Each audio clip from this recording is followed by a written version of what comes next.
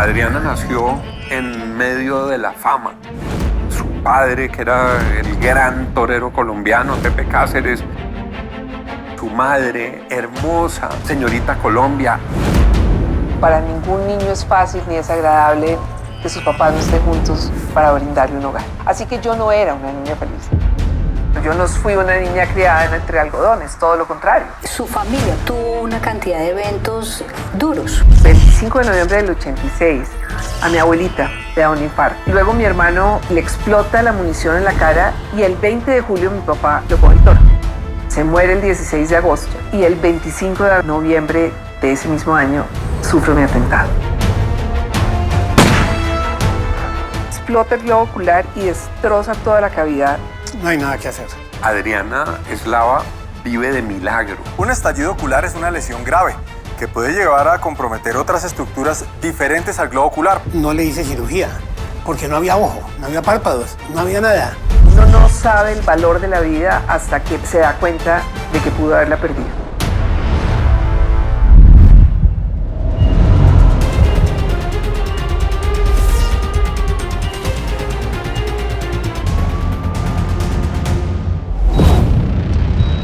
Muy buenas noches para todos. Bienvenidos a Historia Clínica. Adriana Eslava fue una de las presentadoras de televisión más famosas de los años 90 y muchos la recuerdan por el inconfundible parche en el ojo que formaba parte de su atuendo. Pero años atrás, antes de convertirse en lo que todos recuerdan, cuando estaba lejos de los medios y se dedicaba al diseño de interiores, tuvo que sobreponerse a la pérdida de su ojo en un confuso atentado. Antes de llegar a las pantallas de los colombianos, ella tuvo que superar esa realidad y lo hizo con tanto éxito que hoy su misión es ayudar a quienes sufren la misma situación. Junto al doctor Camilo Prieto repasaremos la historia clínica del caso de Adriana Eslava, una historia de vida tremenda, una historia que demuestra que la tragedia se puede convertir en un motor para inspirar el mundo. Un 8 de febrero de 1964 en Ibagué nacería la primera hija del matrimonio entre el reconocido torero José Humberto Eslava Pepe Cáceres y la reina de belleza Olga Lucía Botero. Adriana nació en medio de la fama inmensa de su padre, que era el gran torero colombiano, tolimense, Pepe Cáceres.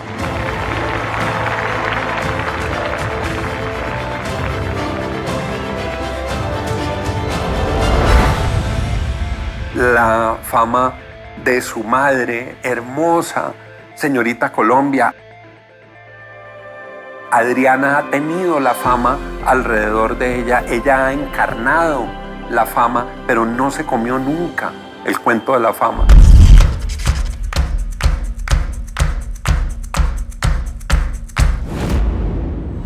A pesar de haber estado siempre rodeada de reflectores y de aplausos, El bebé del torero y la reina fue una niña llamada Adriana Lucía. Para ningún niño es fácil, ni es agradable, ni es entrañable, ni aceptable, ni nada de esas cosas, que sus papás no estén juntos para brindarle un hogar. Entonces el dolor de uno no tener un hogar, de papá y mamá, es un dolor que uno siempre llevará. Y si además de eso, ese hogar es público, pues peor.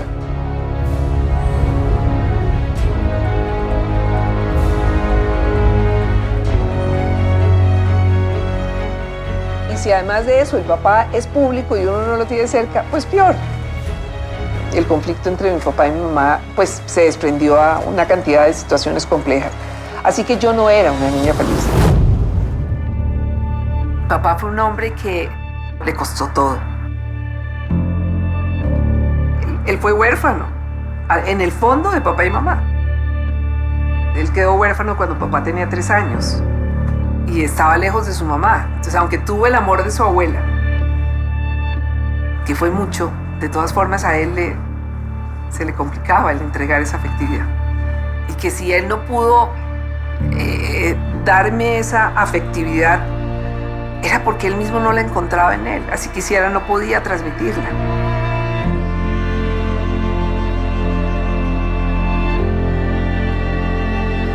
Se separa de su mamá porque se queda viviendo con su abuelita en Honda. pues sí no tenían recursos económicos y entonces mi papá, además a los 12 años decide, yo quiero ser figura, yo quiero ser un torero, y se va a trasegar la vida solo a los 12 años. Él entendió que uno crece y saca todo lo mejor de uno cuando le toca a uno lucharlo y no cuando se lo pone. Y eso fue lo que él quiso también hacer con nosotros. Es lo que hoy en día yo puedo ver. Él ayudaba poco, lo justito, pero eso hizo que yo fuera una luchadora desde muy jovencita y que lo que he hecho hasta el día de hoy lo hiciera yo sola. De hecho, para cuando llegaron las cositas que dejaron de mi papá, no que quedaron, sino que dejaron de mi papá, las cositas pues ya fueran prácticamente de adorno. Yo tuve que ser desde muy chiquita, muy responsable en mi vida. Yo tuve que encontrar la manera de producir recursos para pagarme mi universidad. Por ejemplo, yo no fui una niña criada entre algodones, todo lo contrario. El año del atentado para Adriana fue un año muy difícil porque su familia particularmente tuvo una cantidad de eventos duros. 25 de noviembre del 86, a mi abuelita, que era ese ser de amor que vivía con nosotros, le da un infarto.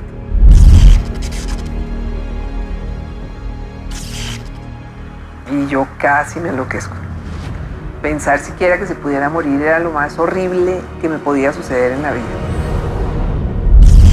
Mamá era muy condescendiente con ella, eran muy compañeritas. Y entonces Adriana adoraba a su abuelita, pues. Luego mi hermano Francisco, que está en la Fuerza Aérea Colombiana, y se le encasquilla, no sé qué arma era, un fusil, no sé. Y le explota la munición en la cara. Perdió prácticamente un ojo, entonces tuvieron que excluirlo de la Fuerza Aérea. Eso era una tragedia para él. Luego, el 1 de mayo, mi mamá entra a la clínica con una obstrucción intestinal y una cosa complejísima, y estuvo gravísima. Me dio una pelviperitonitis, 2 oclusiones intestinales, un mal diagnóstico de un médico, la cosa se complicó y bueno, pero también se superó. 5 de julio sale de la clínica, milagrosamente. Y el 20 de julio mi papá lo coge el toro.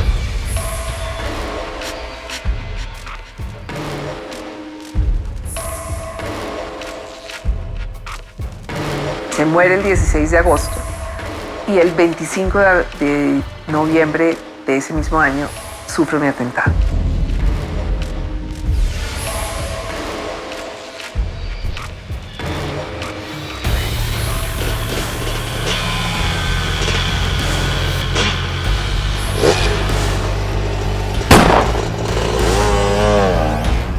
Para mí el 25 de noviembre es un día entrañable que amo profundamente, porque fue el día que Dios me permitió vivir. Ya había terminado la universidad y estaba enfocada en los trabajos que hacía de su profesión.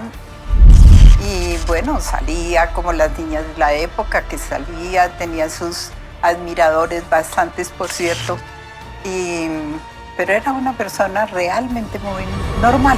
Yo salgo en un día de carreras de mi oficina, yo trabajaba con una oficina de arquitectos, debía hacer el montaje de una casa que estaba decorando y tenía tanta prisa porque me habían llamado para hacer un casting de un comercial, y creo que era algo así como El rostro perfecto.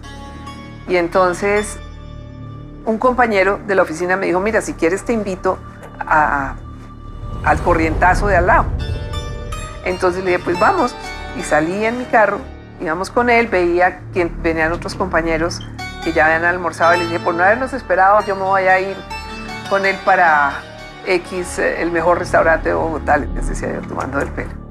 Y en el momento en que él me dijo, mira, es aquí, yo parqueo, viro fuertemente el carro, para parquear en el sitio, y cuando me voy a bajar meto mi mano en el Renault 4, en la puertita, porque ¿te acuerdas? El Renault 4 no es de abrir así, sino que es así. Entonces giro la cabeza.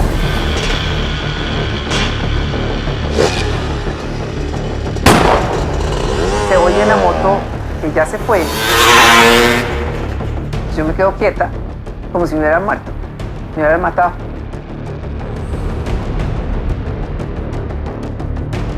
Y entonces la bala que venía para la 100 entra aquí y destruye todo esto. Me toco la cara y entonces no veo mucho, pues veo muy poquito, veo muy borroso. Y aquí siento un hueco en el cachete. Entonces yo dije, claro, entró la bala aquí.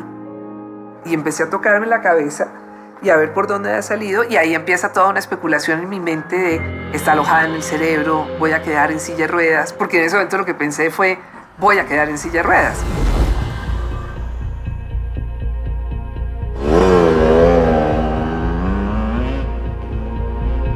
Me prestaron un trapito para taparme la cara. Pero cuando venía con el compañero que cogió mi carro mismo, mi Renault 4, que me corrí para el lado, él coge el carro y arranca para la Santa Fe. Y cuando íbamos para allá, había trancón, yo oía el trancón. En ese momento yo le dije, echa para atrás, métete en contravía, pero yo ya me muero. Ahí sí ya estaba empezando yo a sentir el dolor y el cansancio, la tensión.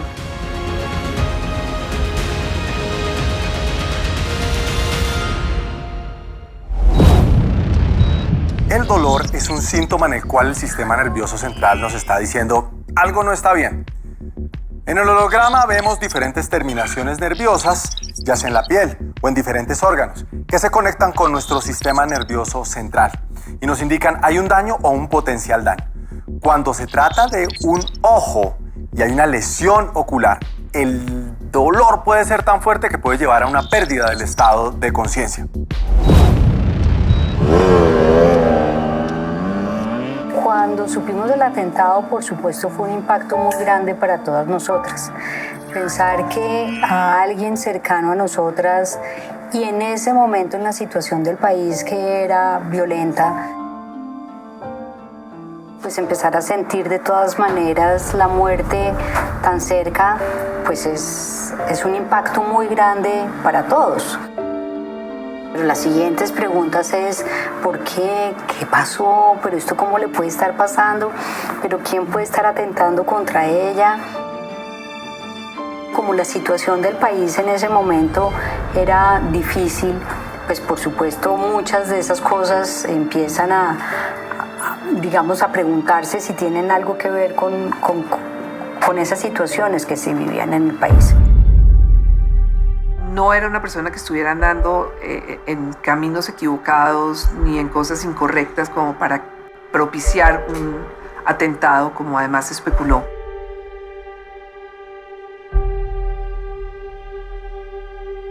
Habían miles de versiones respecto al atentado con Adriana.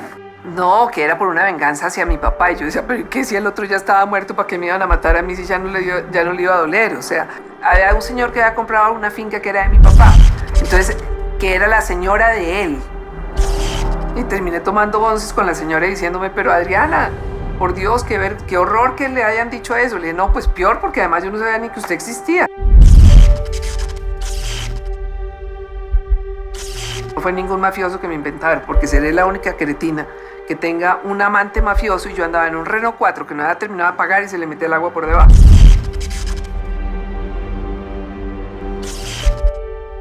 Pero lo que se oía en ese momento era malo, no solamente por el atentado en sí mismo, sino por lo que podía significar eso en el futuro de Adriana.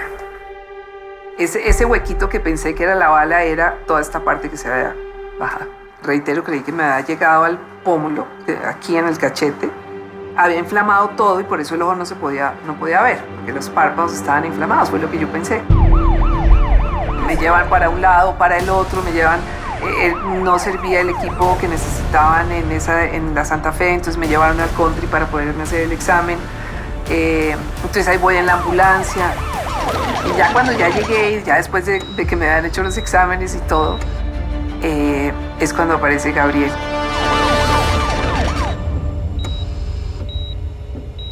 Adriana, si eres valiente, tengo que contarte una cosa. Ella estaba sola. no tenía ningún familiar, ella llegó sola. Tenía que decirle la verdad. Le dije, perdiste tu ojo derecho. Un estallido ocular es cuando el globo, la bola del ojo, tiene un trauma, de cualquier tipo de trauma, y pierde completamente su anatomía. Es decir, como el nombre lo dice, explota. Al explotar, todo el contenido de dentro del ojo sale y realmente cuando hay una explosión no hay nada que hacer. La bala entra aquí, digamos que invirtieron. La bala entra aquí y explota el globo ocular y destroza toda la cavidad. Se lleva párpado y toda la cavidad y destruye toda esta parte de acá. Entonces me dice, mira Adriana, perdiste el ojo derecho y vamos a tratar de salvar el izquierdo.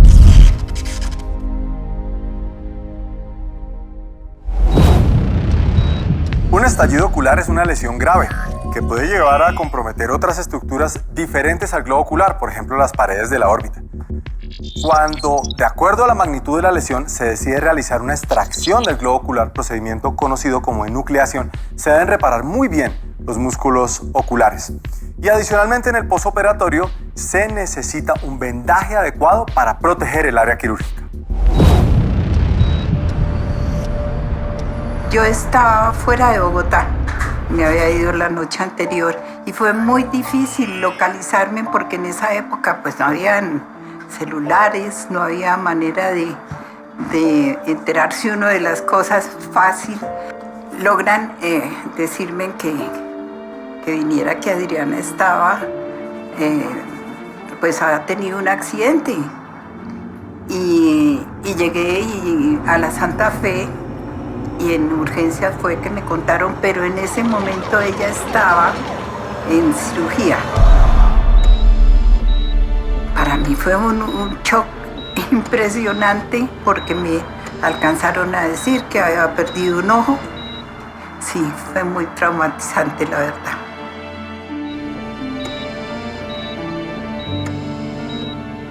La bala destruyó el ojo derecho, el párpado derecho, dejó una cosa importante, le dejó la ceja. No había más. No le hice cirugía, porque no había ojo, no había párpados, no había nada. Lo más increíble es que el cerebro no tiene rastros del impacto. Es el otro milagro. Adriana no sabía inicialmente que había tenido problemas en el ojo izquierdo, porque como ella estaba pues con el trauma del golpe cuando llegó, ella no podía ver por el problema que tenía el ojo izquierdo. Me contó la gravedad que tuvo el ojo izquierdo, donde, bueno, él finalmente sí me lo dice. Perdiste el ojo derecho y el izquierdo vamos a tratar de sacarlo adelante. Cuando yo la vi inicialmente, porque yo me estaba pensando más en el otro ojo, y dije, qué lindo ojo negro que tiene. Después, cuando examiné bien, esa era pólvora y que no la dejaba ver. El tiro entró de medio lado, la pólvora dejó un tatuaje. Si no se le hubiera hecho retirar el tatuaje, pues ella simplemente no habría visto. Aunque con el tiempo, aunque es muy doloroso, el cuerpo trata de ir botando ese tatuaje, pero a costa de un grandísimo dolor. Ella no se habría aguantado tener la córnea llena de pólvora. Y fue milagroso, entre la pericia y lo que Dios hizo a través de las manos de Gabriel. Porque era para que ese ojo tampoco quedara funcionando, era para haber quedado ciega. O sea, primera opción, quedar muerta, segunda, quedar ciega. Eran 35 años de haber vivido la experiencia de vivir la vida con un parche. La amplitud de la visión periférica también se ve reducida. Me acuerdo mucho, cogí con una cuchara a tomarme la sopa y me la puse aquí. Pues tiene un impacto en tareas de la vida cotidiana. Se pierde esa sensación de profundidad, esa se llama la estereopsis, lo que hace que las personas sepan a qué distancia están. Mi primer parche me lo regaló un amigo y durante todo el día estuvo andando con ese parche para poder entender cómo era que yo iba a ver de ahí en adelante. La entrada de Adriana a los medios fue absolutamente disruptiva. La gente decía, pero ¿cómo? Con un parche. Y cuando empieza a aparecer... Qué bueno de estar con ustedes. Esperamos que les guste nuestro trabajo. Me contrataron por lo que yo era, no por mi condición. quise prepararme y aprender a manejar un arma, tenía que tener la certeza que debía matar a quien tenía enfrente. Sentí que era necesario contar esa historia porque además no va a morir. Incluso muchas personas, en tu caso, intentan suicidarse. Adriana Eslava vive de milagro.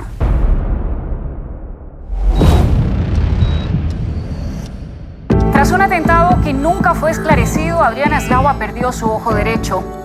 Luego de varias cirugías plásticas, empezó un nuevo camino en el que se vio obligada a ver la vida de una manera diferente y adoptó el parche ocular como su sello distintivo.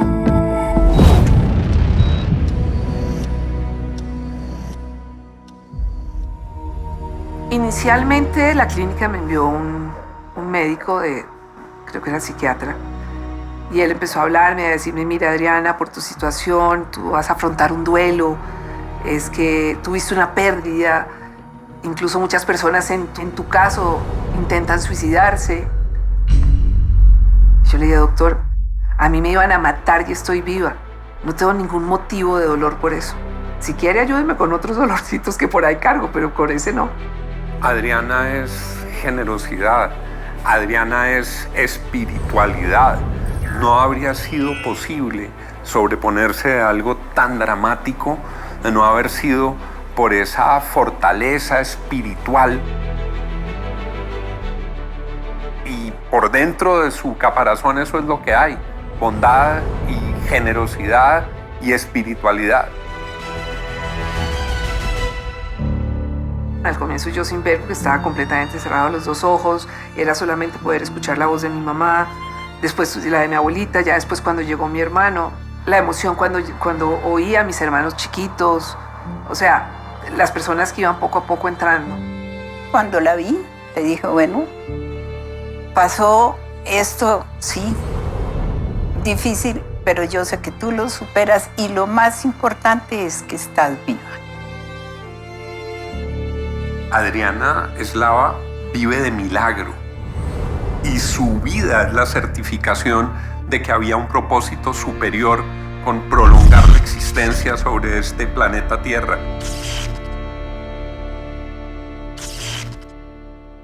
Cuando yo llegué a mi casa, me senté en mi camita y me llevaron comida. Pues lo primero que hice fue que me acuerdo mucho, cogí con una cuchara a tomarme la sopa y me la puse aquí. Porque se pierde, hay una descoordinación total.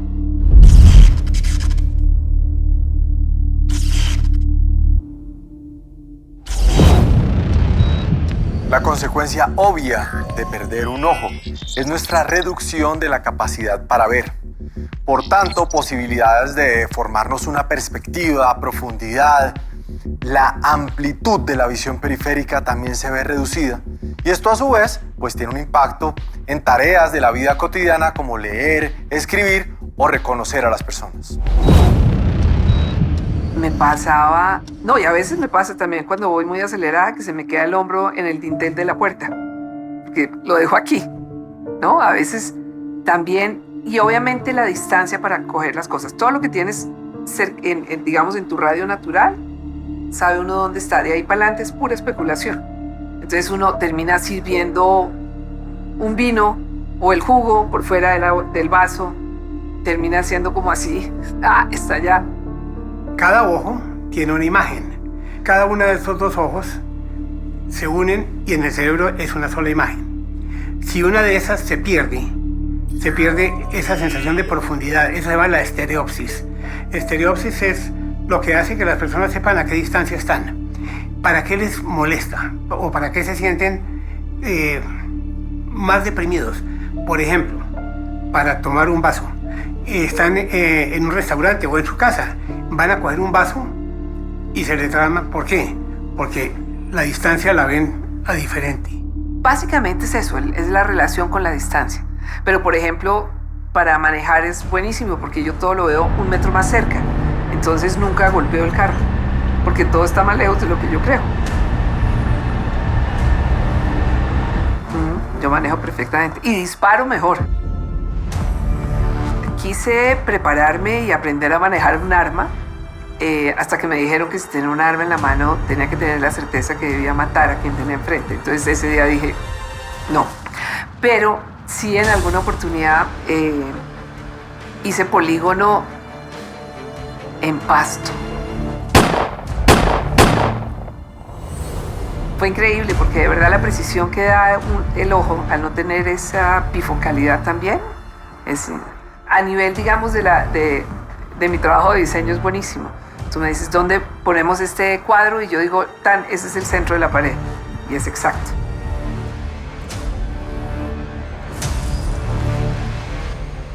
Las personas pueden perder un ojo, pero como todo lo demás está bien, pueden ponerse una prótesis ocular, que la gente dice un ojo de vidrio, y realmente de vidrio los hacen solo en Alemania, en Colombia los hacen de acrílico maravillosamente.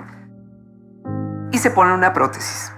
Y funciona, porque es que no es el ojo el que se mueve solo, son los músculos alrededor los que hacen que el ojo se mueva. Pero para quienes hemos perdido todo eso, pues necesitamos necesariamente un parche. Mi primer parche también fue un acto de amor, porque mi primer parche me lo regaló un amigo que fue muy dulce y muy bello. Él se fue a comprarlo a una óptica, ¿no? Y durante todo el día estuvo andando con ese parche para poder entender cómo era que yo iba a ver de ahí en adelante. Él de alguna manera también lo vivió y con amor me lo entregó. Cuando me puse ese primer parche, era un parche que tenía una cinta muy gruesa, era un parche que era para una persona que tuviese de pronto una cara más grande. Entonces, pero lo asumí, lo amé y lo acepté. Ya después lo fui mejorando. Por más de que no tuviera un ojo y luciera un parche, pues se veía, para mí, la veía linda. Este parche, yo, como estudié diseño y soy súper manual, entonces yo logré el parche irlo modificando del que vendían en las ópticas hasta llegar a este, que es 100% eslavo. Una persona a la cual yo le compraba muebles era accionista de un noticiero que se llama Arturo Mota, y Arturo me pidió que hiciera un casting para presentar el noticiero. Y yo le dije, ¿estás loco? Si yo no quiero, tú sabes que a mí me amo esto y yo no quiero ser famosa. Yo quiero ser feliz. Y entonces me dijo Arturo, pero mira, Adriana, tú nos has enseñado a quienes te conocemos que el mundo no se acaba cuando pierdes un ojo, y eso es una lección muy fuerte, es un mensaje muy grande. Pero ese mensaje lo conocemos quienes estamos cerca a ti, pero si tú estás ante una cámara de televisión, eso lo vas a ver todo el mundo. Y entonces vas a poder ayudar a mucha gente. Se trata de procurar vida a través de la muerte. Soy Adriana Eslava, hoy en La Revancha.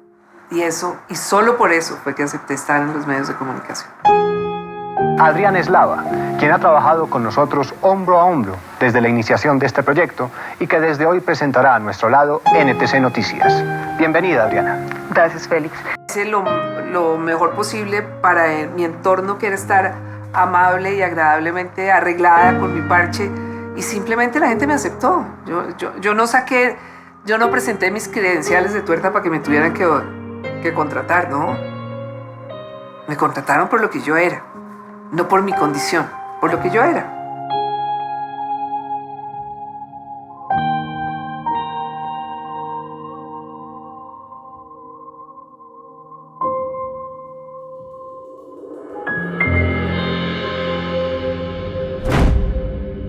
La entrada de Adriana a los medios fue absolutamente disruptiva. La gente decía, pero ¿cómo? Con un parche. Y cuando empieza a aparecer con esa belleza, con esa firmeza, con esa credibilidad y sobre todo con esa dignidad. Juan me conoció desde cuando yo empecé en los medios. Y Juan ha sido un observador de mi trasegar en la vida a lo largo de todos estos años. La gente entendió que no era un tema de un parche, que lo que había era una gran periodista, una gran presentadora que estaba entrando en un espacio desconocido para todos y rompiendo esquemas. Llegar a la televisión con un equipo tan bello como el que fue Magazine 730 un equipo que amo y por el cual siento un inmenso cariño y continúo en contacto con muchísimos de ellos. Fue muy lindo. Para mí verla en televisión con un parche, pues de todas formas la veía muy linda, la veía haciendo las cosas muy bien. Qué bueno de estar con ustedes. Esperamos que les guste nuestro trabajo para que así, cada fin de semana juntos, vivamos la noticia. Desde que empecé en los medios de comunicación, recibí varias ofertas de escribir un libro sobre mi vida.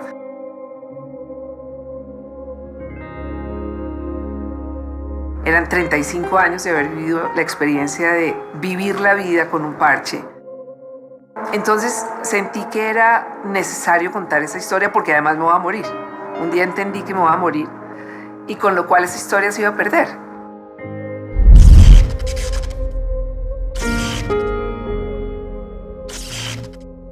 No porque yo sea un ser excepcional, sino porque somos muchos los excepcionales que hemos tenido que afrontar esto. Es decir, que el mundo no se acaba cuando se pierde un ojo, que no es lo más horrible que nos puede suceder. El libro es un ejemplo.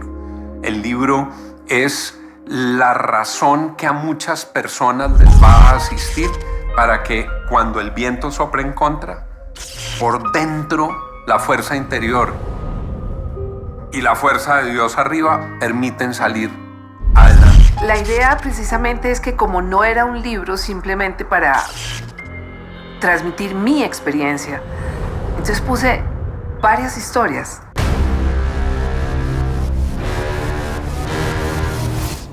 Un monumental trancón se presentó en la autopista norte cuando un automóvil se estrelló contra un camión. El conductor del auto se encuentra en muy mal estado. Yo creo que la historia de cada uno de nosotros deja muchas enseñanzas. Puntualmente la de Willy, pues es una alerta, es una alarma a entender que con el alcohol es una estupidez conducir. Willy Gómez, en el año 2004, sufrió un accidente de tránsito que le produjo un trauma craneoencefálico severo. Tuvo un accidente, el hijo de la cónsul. ¿Cómo? Le fracturó la nariz, los senos paranasales quedaron expuestos. Eso sí, mi pecado fue la velocidad. Al parecer, un automóvil que iba a gran velocidad se estrelló contra un camión que se encontraba varado. Y ahí se parte mi vida en dos. Sus posibilidades de sobrevivir eran muy bajas. Pues yo sentía rabia por su irresponsabilidad. O sea, lo mejor que le puede pasar es que se muera. El médico que recibió en la Fundación Santa Fe Adriana es el que 17 años, 16 años después me recibe a mí. Fue una depresión tremenda. Primero muerto que tuerto. Esto no puede estar pasándome a mí, porque a mí... Y de esa depresión me ayudó a sacarlo precisamente Adriana Eslava. Claro, lo único estúpido que dijo fue, mira esta cosa tan horrible que me pasó. Adriana, yo la bautizo como el ángel de la guarda más importante en mi vida. Yo soy lo que soy gracias a Adriana Eslava. Como parte de su nueva vida, Adriana aceptó entrar en los medios de comunicación para llevar el mensaje de que una discapacidad no quiere decir el final de la vida. También narró su experiencia en un libro que incluye testimonios de personas que atravesaron por su misma situación. Uno de ellos fue William Gómez, que encontró en Adriana una ayuda fundamental para aceptar su nueva realidad.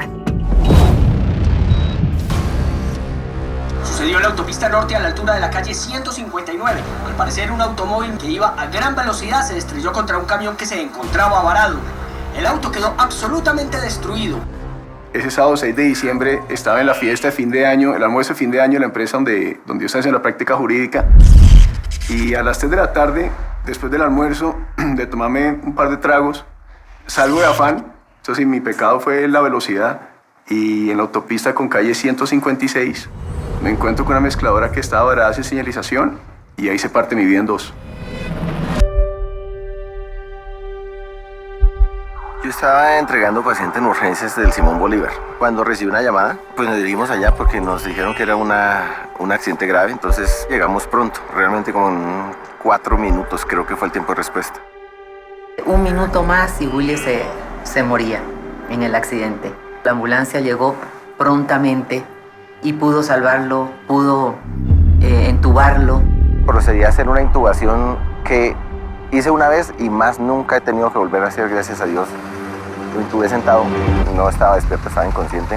Eso es una maniobra que hice una vez nomás, de meter las manos en la boca y con las manos dirigir el tubo hasta entrarlo a la tráquea. Tuvo un trauma craneoencefálico y facial severo, le fracturó la nariz, los huesos, los senos paranasales quedaron expuestos, el piso del cráneo abierto, había masa encefálica por fuera, un ojo estaba perdido.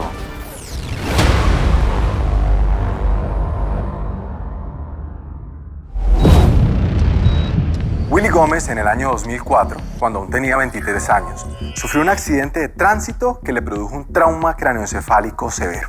Y asociado a este tenía un estallido ocular y una fractura de cráneo con exposición del parénquima o tejido cerebral.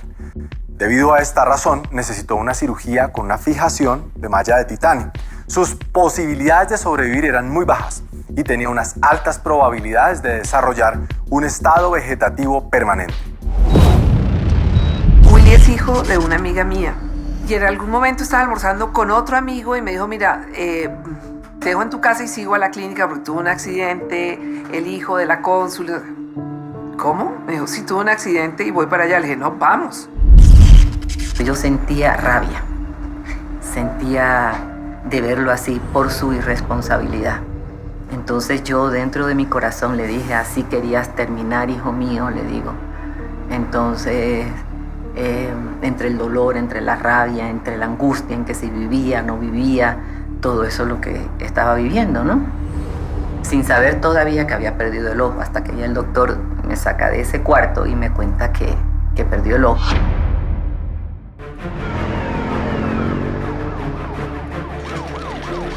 A mí me han dicho, lo mejor que le puede pasar es que se muera, porque si llega a quedar vivo, va a ser una planta.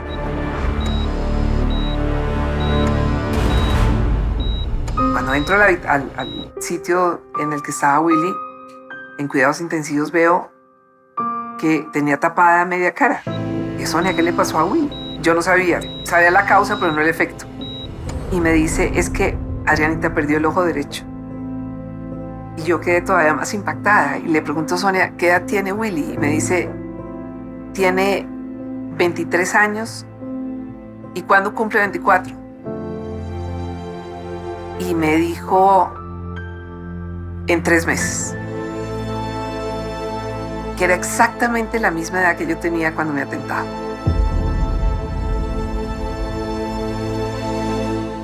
La bala de ella le entró por el ojo derecho y le voló el ojo derecho. Cuando yo me incrusto debajo de la mezcladora, se me destruye todo el lado derecho. Por ende, mi ojo derecho se me reventó. El médico que recibió en la Fundación Santa Fe Adriana el día de su atentado es el que 16 años después me recibe a mí cuando me remiten de la Reina Sofía a la Fundación Santa Fe Bogotá, el doctor Gabriel Jiménez, que es otro tipazo también. Y él, hablando de la depresión, entró en una depresión tremenda y de esa depresión me ayudó a sacarlo precisamente Adriana Eslava. Hay pacientes que lo pueden tomar más o menos bien, pero hay unos pacientes que entran en una gran depresión y es necesario que sea un psiquiatra el que se haga cargo de sacarlo de esa depresión. Primero muerto que tuerto, esto no puede estar pasándome a mí, porque a mi papá le decía, a ustedes los odio, porque ustedes diciéndome que mi ojo estaba golpeado en vez de decirme la verdad. Entonces, cuando yo entro y lo veo coordinando en lo que hablaba, claro, lo único estúpido que dijo fue, mira esta cosa tan horrible que me pasó. No, entonces en ese momento fue cuando digo yo, perdón, ¿se pueden salir que necesito hablar con Willy? Y saqué a todo el mundo de la habitación. Y me quedé mirando y le dije, Willy, ¿tú acaso no me conoces? ¿Tú has visto lo que es mi vida? ¿Tú crees que es un horror mi vida?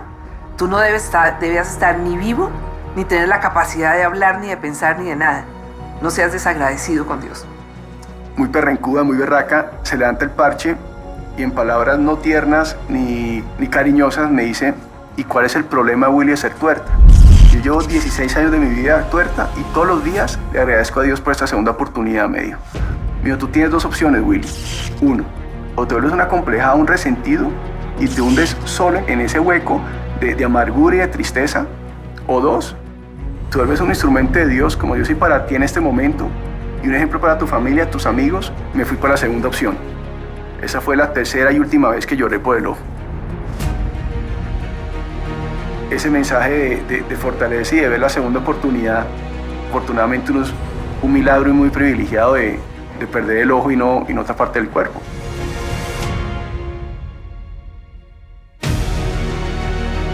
Entonces Adriana me dijo, ven, te enseño a hacer el parche. Y fue una experiencia muy bonita porque el parche es símbolo de amor, de berraquera y solidaridad. La idea del parche es transmitir eso a todas las personas tuertas que tocan nuestra puerta para cuando piden una mano de ayuda. Linda la labor de decir, mire, yo le enseño, porque ella no tiene fábrica de parches, ella no vende parches, enseña a hacerlo.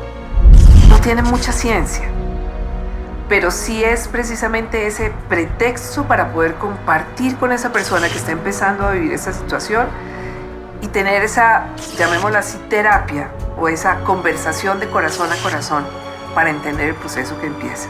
No hay plata en el mundo que te pueda compensar cuando una persona se pone por primera vez su parche y sonríe ante un espejo.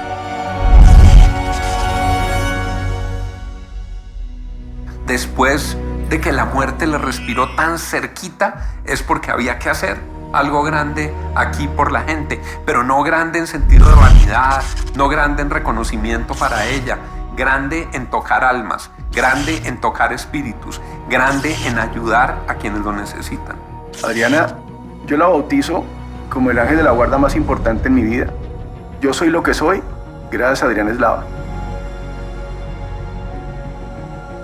En ningún momento pensé que esto fuera una cosa que la fuera a afectar. Yo sé que ella lo iba a poder manejar bien en la forma como lo ha hecho, asimilarlo como lo asimiló y seguir su vida para adelante. Ella ha sido muy valiente en todo sentido, toda la vida, entonces pues realmente estaba muy confiada de que ella iba a superarlo. Uno no sabe el valor de la vida hasta que verdaderamente se da cuenta de que pudo haberla perdido.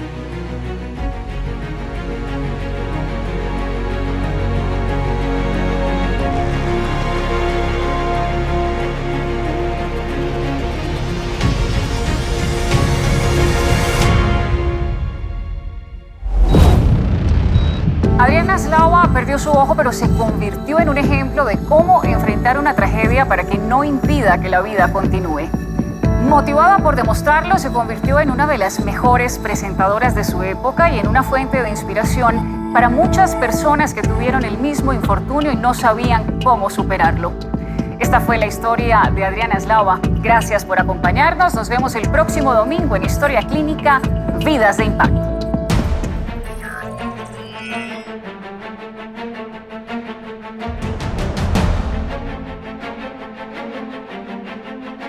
Han sido varias nominaciones a los Grammy, han sido 3, y siento que he dejado una huella en la historia de la música en Colombia.